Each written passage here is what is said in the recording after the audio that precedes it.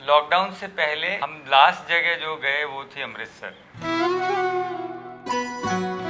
वहाँ पे जब म्यूजियम गए तो बहुत मैस्मराइज थे हम म्यूजियम देख के। मेरी बहुत इच्छा थी कि एक ऐसा शो पार्टीशन से पहले बनाया जाए जो एक नॉर्मल फैमिली शो की तरह लगे।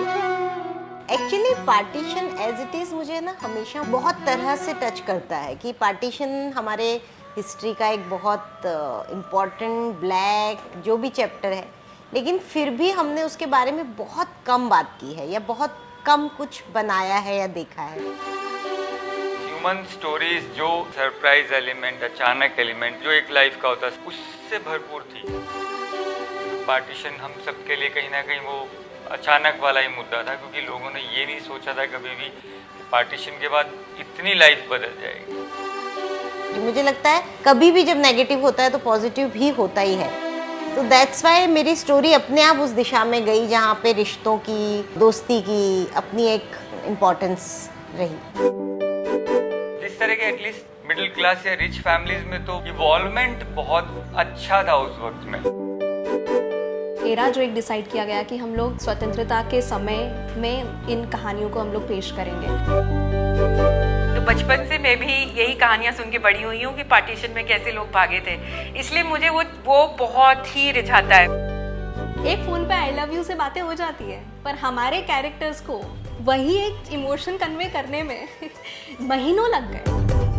जब शशि जी ने कहा कि इसके लिए आप डायलॉग्स लिखिए, तो पार्टीशन के अराउंड कुछ चीज़ें फॉर्चुनेटली मैंने पढ़ी हुई थी, तो इस सब्जेक्ट के साथ रिलेट कर पाना बड़ा आसान था और मुझे बड़ा ही मज़ा आया।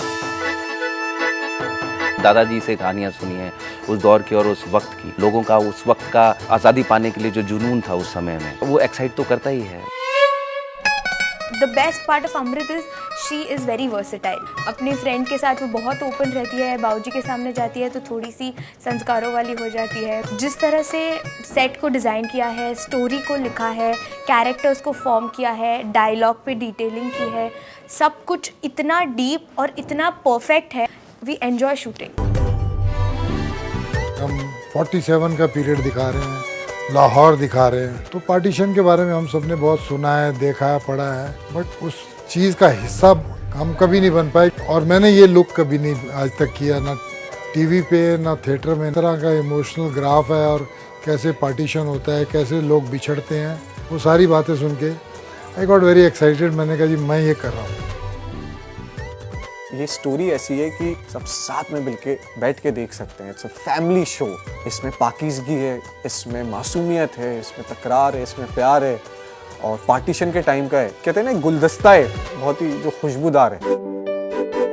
वो काटी के शोर की, रावी में उठती हिलोर की, आंखों की शरारत और बाजुओं के जोर की, कुछ समय चलकर ये दिल्ली भी आएगी, फिलहाल तो एक कहानी है 47 के लाहौर की।